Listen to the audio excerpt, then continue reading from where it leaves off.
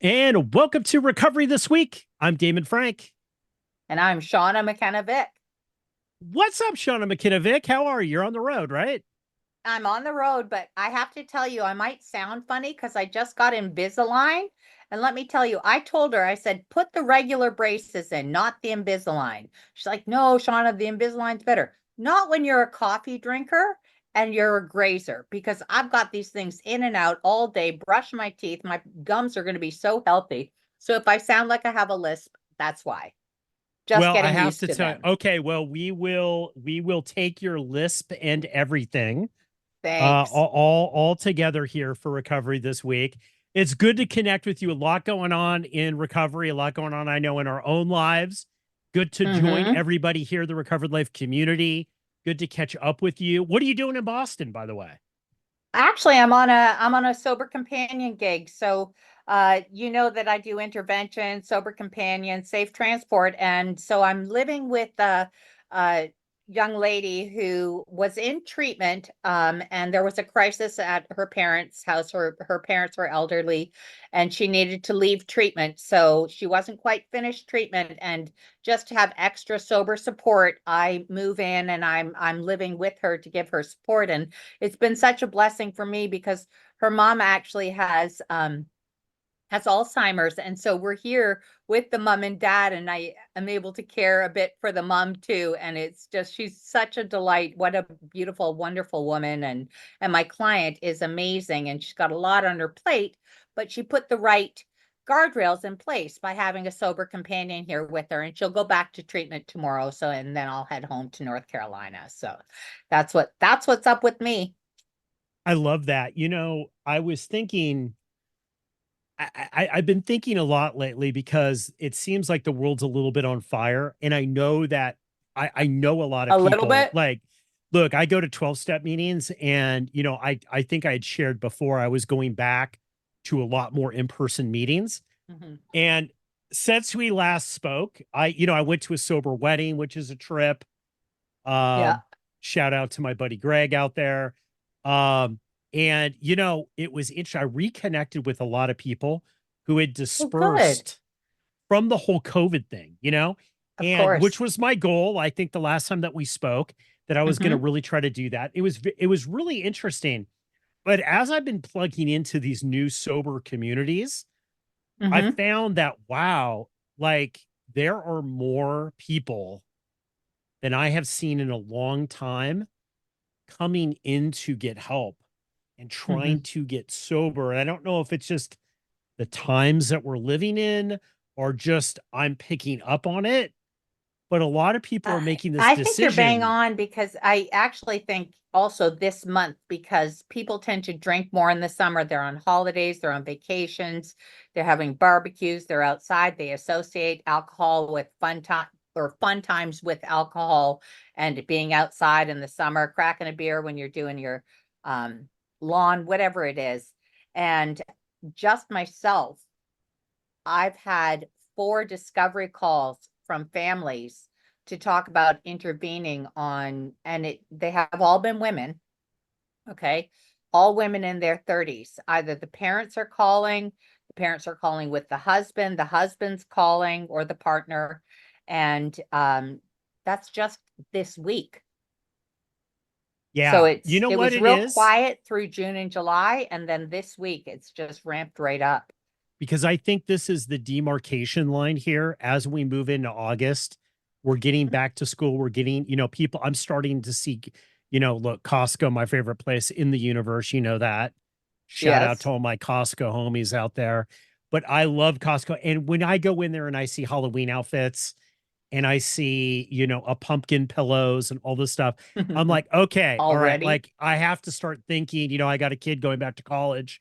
We're planning the trip to Right. go, the whole thing, right? Like, so I'm like, it's this whole thing. It's like this transition time. But I want to talk with Correct. you about this because I get a lot of questions from people, either in recovered life or new people. And these people might identify as somebody who's an alcoholic or not, or a drug addict or not, but they're saying like, hey, when do it's the right time to get sober? they're like, when is and Oh I hear man, this a that lot. is a I do. loaded question. That wow, Damon, you picked the best topics on the Thursday afternoons where we're like brains are spent after busy weeks. This is a good one, Damon. Well, what's interesting about it is I think as an alcoholic myself in recovery, and I'm sure you're the same way, you had these questions. You know what? I'd like to get sober at some time, but maybe right now isn't the perfect time to get sober because of this, that, the other thing, or Right. Well, maybe, unpacking that, what makes it the perfect? Well, that's exactly right. One of my calls about a mom who's a grandmother as well, so she's 68, and we were talking about it, and they said, "Well, when should we do the intervention? We can't do it in July because of this. We can't do it in August because it's the family vacation." And, so when is the right time? Of course, I said, well, you know what? There's a couple things. Either you're going to have more reason to do it after the family vacation because of the drinking on the family vacation, or you do it before and she goes into treatment and misses one family vacation to get well, and the rest of you preserve and have a chaos free family vacation. That didn't go over well. well, it's funny. I've been thinking about this a lot lately. And I know you're on the front lines of this because people are making that decision to go into treatment. They're Right. Or making they're that calling and saying, decision, what do I do about my loved one? or what do I do? Right? What do I do? Now, it's interesting because as an alcoholic, somebody who's recovered, I think there is one answer to this if I really think it through. Okay. Now, I do believe that there are seasons. Like, for example, my season to I was very athletic as a child. I was just telling my daughter this because my daughter's a college athlete. Right. And I just said, hey, you have to understand you're in your season. And in a couple years from now, this is over permanently. Like it will never be this season again, right? They're like a Mm-hmm. new season will come, and that's great. But I do believe that there is a season that's easier to get sober. And I believe that that basically starts with the awareness that you need to. Once you have that awareness and you can hold that, or you're reaching out to somebody like you or going into a 12-step group, that is the time because people take it for granted. They think it's going to come back. That Right. awareness might not come back. I've seen it not come back with people. Well, if someone is asking when is the right time to get sober, well, now is the right time because you're asking the question, Yeah. right? That's the pre-contemplation stage. I think there may be a problem. I'm not sure I want to do anything about it. The 5 stages of change, pre-contemplation, contemplation, action, something, relapse, and I'll have to look it up. But a lot of people stay in pre-contemplation and contemplation before they even ever take action. And that's how you're assessed by your doctors, by your therapists, by your intake administrators at treatment centers is what stage are you really at? Are you really just thinking about it? Are you ready to take change? And are you going to do the work that it comes? I think people say, well, how do I know if it's time to get sober? Because A, they're afraid of the other side, right? Well, maybe it's not quite time. It's takes work. And I'll tell you, I just said this to a family. It's not easy. It's not cheap if you do the treatment route. If you go to an AA through AA, or you might have to pay for detox.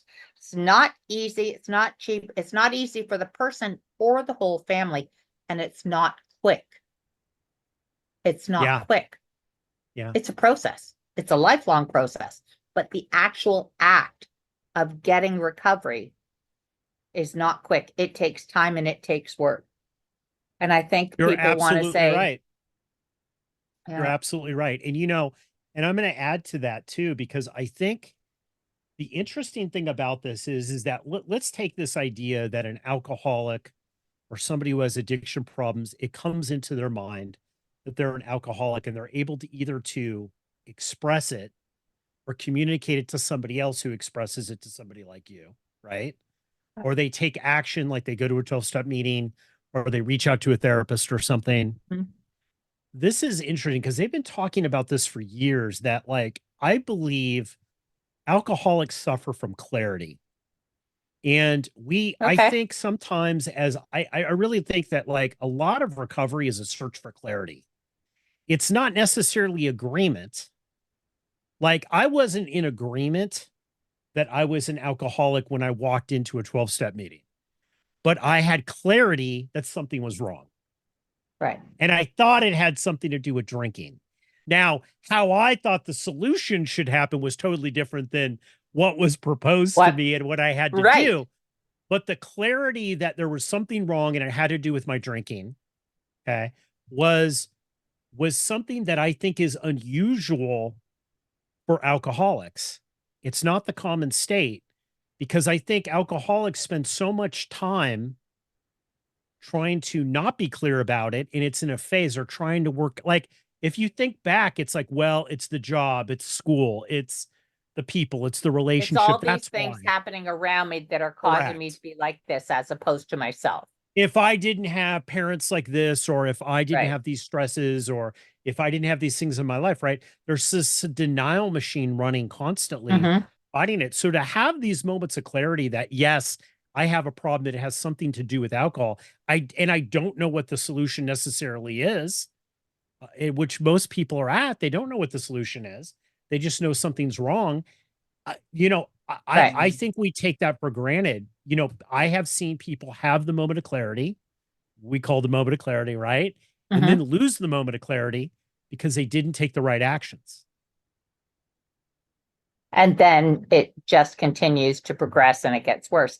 I want to just stop you for a minute, Damon, and say to the audience, Damon and I identify as alcoholics. We're really comfortable with that label for ourselves. Like, so we throw it around like it's nothing, but we really do recognize that people are uncomfortable with that word. So when you hear us say it, just fill Yeah. in your own minds someone with a problem or has a problem with alcohol or is struggling with alcohol. You don't have to say, oh, am I an alcoholic?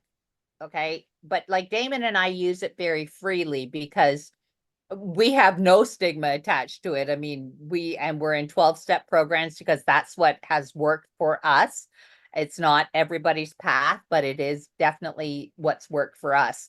And I don't want anyone to shy away from our podcast because we use the term alcoholic. I know there's a lot of, Yeah. there continues to be stigma around there. So you can say, am I struggling with alcohol right now? And usually, if you actually have to ask yourself that question, you are. Because guess what, Damon? My husband, who's a total normie, who has maybe one beer or one, he likes bourbon, uh, and in 20 years, I've never seen him drunk, or we've been together 22 years. I've never seen him drunk, never seen him tipsy. Okay. Like this is a man who alcohol is nothing for him. He never, ever, ever asks himself, oh, I wonder if I have a problem with alcohol. Never. Yeah. Yeah. Because let me tell you, I think problem drinkers do, but I'm glad you mentioned the alcohol thing about alcoholism and non-alcoholism. And I have to be upfront about this. I didn't know what an alcoholic was when I entered a 12-step meeting. I was that ignorant Right. to the whole thing, really. And I'm gonna use the word, I literally was like, things that I said and I look back on now, I was like, what was I thinking? Right? Like, because I really didn't think that if you went to school, you could have a problem with alcohol. I'd heard the word alcoholic, but I didn't know that was other, like, I didn't know what that meant. I thought that meant homeless people. I gotta be honest, I wasn't sure what that was, but really at the end of the day, it didn't matter. The reason I don't have a problem with alcohol, the word alcoholic, I think very simply is that alcoholism, understanding that I was suffering from alcoholism, was a relief for me because I could finally identify and become clear Identify with about that there what was an actually was issue. going on Yeah. and that there was a solution to this, right? Because I was solutionless when I first asked for help. Yeah, I just want to pull up Webster's dictionary definition of an alcoholic. And, it really means continued excessive compulsive use of alcoholic drinks. But in the past, of or relating to or caused by alcohol. And, it's like hydrophilic is a liker of water, right? So alcoholic is a liker lover of alcohol. This is an affinity for alcohol. But I love what you said, that it was so nice to hear that, because you knew something was wrong. You knew that this substance had a power over you, but you didn't know how to name it. In my family, my mom was an alcoholic. My grandfather was an alcoholic. Both were in recovery for a time. Both relapse is part of their story. And they both died in their disease. I've got relapse part of my story. Most of our viewers know that. And my goal is to stay sober for all of us and to continue that legacy. So I grew up not thinking that an alcoholic was someone on the street, because my mom was this 5'8", 120-pound, gorgeous woman, and she was an alcoholic. And so I never had any stigma with the word. I just knew it was a lover of alcohol. And, I never really saw her. I was young. But she was always going to AA or to 12-step meetings and stuff. And, but other people, and the portrayal in the media over the years is that oftentimes it's someone who may be on Skid Row. You don't have to hit that bottom. Your bottom can come up to meet you wherever you are. So if you're thinking, well, I haven't had a DUI, I haven't gotten fired from work, I do drink too much, and I think I drink too much, and I think I'd like to drink less, but I can't seem to do that. There's your bottom. Your bottoms come up to meet you. You don't have to have all those things. You might eventually get to them if you keep drinking. But what a gift to get it early, in the early stages. Well, when you say, like, when we say, and I agree with you, because when we say, like, how do you know is the time? There was one thing with me that became the time that I knew there was one area that I had crossed. And they talk about that with morality and all these different things. Like, if you all Right. never do that, I'll never do this. But there was one thing that finally scared me. And that was when I had made a conscious decision not to drink. Don't remember making the decision to drink, and then found myself drunk. This disturbed me. And this I couldn't explain, right? And it's interesting because somebody had told me later, years later, if you have this clarity that alcohol's the problem, I don't know what I'm going to call myself, whether it's an alcoholic, problem drinker, just somebody who's taking a break, doesn't matter. If you Mm-hmm. have that, right, hold on to it and run with it. Right. Because just like you had made the decision not to drink and then ended up drunk and never remember making the decision to get drunk or drink, I had lost that defense against the first drink fully. It was like I'd already had, but it was very aware to me that I very had that, just like that, the awareness that this might be an issue might evaporate as well. So to take this season, because if you've had this is going to be the easiest season in which for you to pursue either getting sober, entering into recovery, or finding out what's actually going on. Right. Right. Yeah. Grab hold of it. I mean, there's a huge movement about, I'm concerned about my drinking. We wouldn't have dry January. We wouldn't have dry July if there weren't a lot of people out there concerned about their alcohol intake. I just want to, you talk for a minute. I need to pull up a stat I just took off Twitter. Or pardon me, X. I don't know why I have such a hard time Yeah, with that because it's change. always been Okay, Twitter. right. So 30% of American adults don't drink at all. Okay. Another 30% consume on average less than one drink per week. That's probably my husband. On the other hand, are you ready? The top 10% of American adults, 24 million of them, consume an average of 74 drinks per week or a little more than 10 drinks per day. Wow. What percentage is that? What? The top 10% of American adults, Yeah. 24 Top million. 10%. Wow. Wow. 74 drinks. Now you say, well, how in God's name could you do 20 or 10 drinks a day? Well, don't forget, at least for me, when I was pouring my drinks, Damon, at home, I wasn't pouring 1 ounce pours. I was Exactly. pouring 3 ounce pours. So that's 3 drinks. If I have 3 of those, that's 9 drinks. I mean, I was drinking a fifth of vodka. So, I mean, that's easily 10 drinks per day. That's 70 drinks per week. When you Shauna, think of it in those numbers. okay, when you look at those numbers and you look at things, this is why I think this is so important, is that when you have the clarity, and it might just be a minute, and then you go back into denial. When you have this clarity, it's like, wow, I think there's something wrong and it might have to do with alcohol.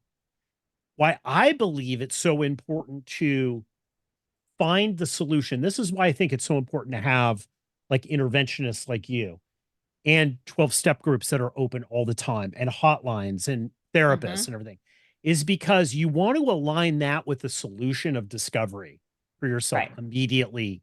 Because I find that once that ends, that awareness ends, and you either go back into the stream of life and drinking and using drugs again, you get back on that wheel, right? The clarity will come. And I found the clarity very bright when I had it. It was like, now is the time, right? Like something was pulling me. Not everybody has that, but for me, that happened. I have seen people, and I've worked with people, Shauna, that kept saying no to that over and over again. Mhm. And yes, they were able to get sober, but it was many seasons later and it Right. was And a much lot harder. happens. Yeah. A lot happens and it was much harder. It was a And you much lose more a of a lot of your struggle. life.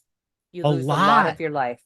a lot, a When I lot of your think life. how full, because I was sober a long, long time, I had a very full life. I really only drank 2.5 years.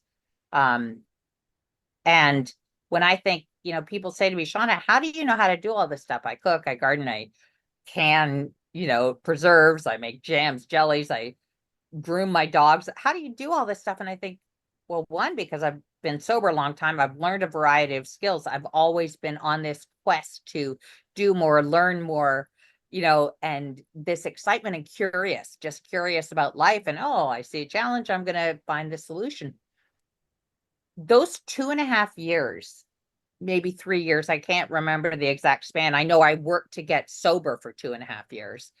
Um, I did nothing. They are a blur to me. I don't Yeah. remember things from those 2.5 years. And do I regret it? No, I have no regrets about anything because I'm grateful to where I am. But there's so much more to life. Not but, there is so much more to life. To have a life worth living, to create a life worth living, and to really not have to look back and say, I lost X amount of years. Like I lost 3 years of my daughter's life that I'm never going to get back again. Yeah. And I think that stops people a lot of the times because they figure, I know for me, I said, if I give up now, what's all this battle to be able to drink like a gentleman meant? What does this mean? That was the worst question I ever had. Well, what does this mean? What does this mean I am? Will I be without alcohol? One Right. of the things that I see, most people that come in lie. I know I was a liar when I came in. I lied about what was really going on. And miraculously, I told somebody actually what was going on. I don't know why, but I just felt they were in they understood. They took me out to coffee after me, and I literally told them what was going on, and they were truthful with me about what was going to happen to me if I didn't make that decision. Right. Right. And I think if people are listening out there, I think the right time is now. The Yeah. right time is The always right right time now. is now. Yeah, right now. Right now, there's so much to live for, so much. And regardless of the dumpster fire that's going on all around us, the election year, the wars, whatever, regardless, what we have is only in our locus of control, and we can make it big and brilliant and wonderful.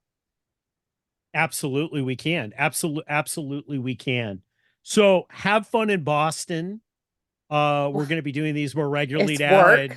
and yeah, it's work. It's work. But I mean, how great to be able to see that playing out with somebody else. I mean, Yes, that's one of the things that yes. I had missed, I think, with with going to a lot of newcomer 12-step meetings, is being able to see them get it, Hmm. because it made me see me get it in my own life, right? Um, and look, not only do you have to get sober, but then you have to maintain staying sober, which Hmm. is really what this is about. It's not about just getting sober. It's about maintaining being sober and having that best recovered life. Right. That's why we do what we do, so people can have a recovered life, right, Damon? I look forward to Absolutely. next week. We'll have to come up with it. Mind you, we could probably milk this topic for a while. It's such a great topic. Thanks for picking it today, Damon. All right. Have a really great one. Everybody out there, go live your best recovered life. We'll see you next week.